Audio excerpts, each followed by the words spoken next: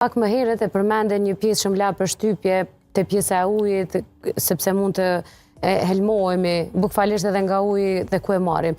Ne në Kosovë, sidomos, e përdorim shumë plastikat. Kryesisht ujin e blerë kemi në shishe plastike, jo 100%, po më shumë e blem ata.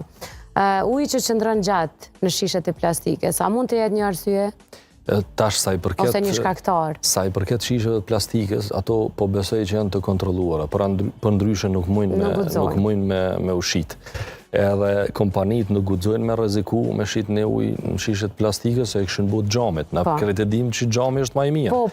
Po këto që janë, domethënë me teknologjitë e kohëve të fundit, janë të kontrolluara. Nuk besoj që kemi ndonjë rrezik. Okej, po e ndroj pyetjen pak më thellë. Ato janë të kontrolluara, janë të sigurta, por ne në shtëpi e abuzojmë, po themi, e mushim prej çato shishat e plastikës, shkojmë te një kran, se